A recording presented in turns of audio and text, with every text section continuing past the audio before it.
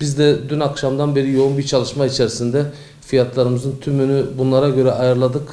Bütün reyonlarımızda da vatandaşı bilgilendirerek işte şu reyonda KDV, işte atıyorum makarna reyonunda KDV %8'den 1'e düşürülmüştür. Tüm etiketlerimizde de önceki ve sonraki fiyatlarını da ayrı ayrı belirttik. Vatandaşı da bu konuda aydınlatıyoruz. En azından başka yerleri de karşılaştırabilmeleri için kendi sosyal medya hesaplarımızda kayıtlı olan kendi müşterilerimize KDV oranlarının gene aynı şekilde 8'den 1'e düşürüldüğünü SMS ile bildirdik. Artı reyonlarda bunu ürün ürün belirtiyoruz. Etiketlerine de KDV'den önceki ve sonraki fiyatlarını da yazarak vatandaş bunu görebiliyor. İşte süt reyonunda aynı şekilde, yumurta reyonunda aynı şekilde. Aynı anda düşürdük. Bize gelecek toptancılara fabrikalardan gelen malların da aynı bu şekilde hassasiyetle takip edilmesini istiyoruz. Bizim tek dileğimiz bu. Bizim bu indirimleri kalıcı bir şekilde devam ettirebilmemiz için bu %7'lik farkı fabrikalar tarafından, işte dağıtıcılar tarafından, üreticiler tarafından yani fiyatlara giydirilmemesi. Tek şeyimiz bu. Devletimizin de bunu takip edeceğini eminiz. 600-700 liralık bir alışverişte 100 lira geri dönüşümden devletimiz gıdadaki KDV'yi almayarak büyük bir felakette bulunuyor.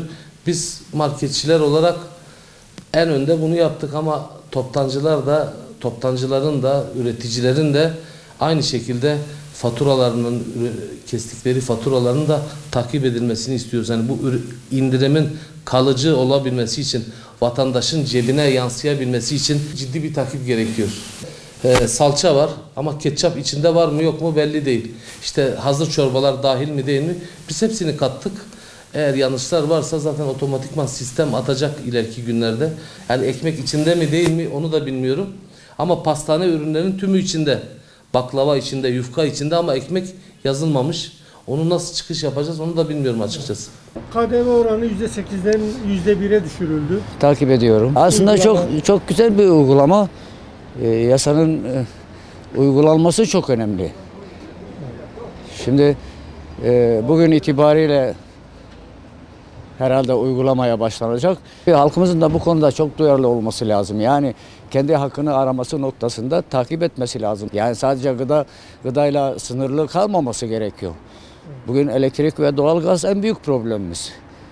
Gerçekten öyle. Isınamıyoruz. Aydınlanamıyoruz. Özellikle dar gelirli, sabit gelirli insanların bu hayat koşullarında hayatını idame ettirmesi çok zor. Ona da bir çözüm bulunması gerekiyor.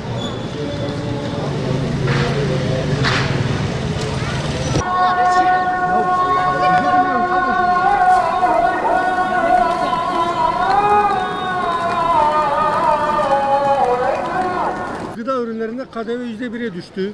Güzel, düşsün.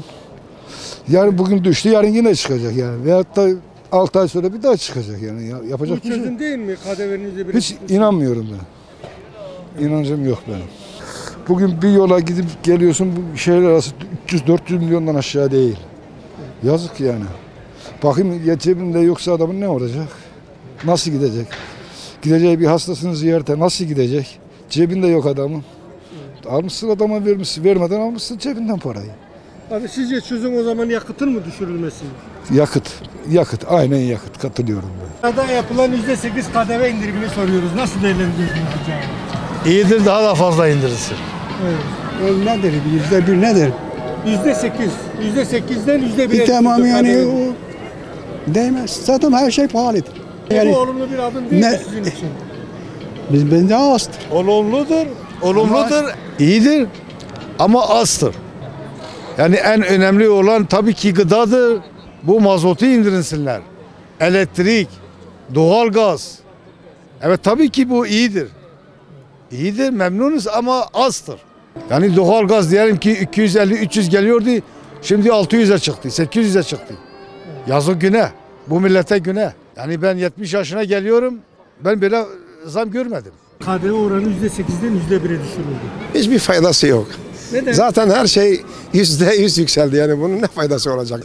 %7'nin faydası ne yani? Zaten her şey almış başını gitmiş. Dolar 6.90'dan şu anda 13.600. Her şey katladı. %100 katladı. Bunun ne faydası olacak ki? Elektrik, doğalgaz. Elektrik faturası had safhada fahiş bir derecede zam yapıldı yani. Bu olacak iş değil yani. Vatandaşı düşünmek lazım yani. Bu böyle gitmez ki. Bu adımı olumlu görmüyor musunuz? Hayır ne olumlusu olacak yani. Bu olumlu mudur yani? Yani bu milletle dalga geçmektir yani. Her şey %100 ondan sonra %1 indirim, %6 indirim. Bu ne faydası olacak vatandaş yani? Şimdi bazı şeylerde %3 zam var, %7 indiriyor nedir yani? Bu milletten dalga geçiyorlar. Dalgadır, başka bir şey değil. Doğalgazı Doğalgaz indirsin. indirsin, elektrik indirsin. Bileceğiz. Gıdada mesela KDV %8'di, %1'e düştü. Yo, iyidir, yine iyidir ama azdır %7. Çok şeyler 2-3'e katlanmış fiyatları. Elektrik, doğalgaz 200 lira geliyor da şimdi 500 lira geliyor. Nasıl oluyor? 700 lira geliyor. Yeterli değil diyorsunuz yani. Yeterli Yok, değil, da hayır. yeterli değil. Kesinlikle.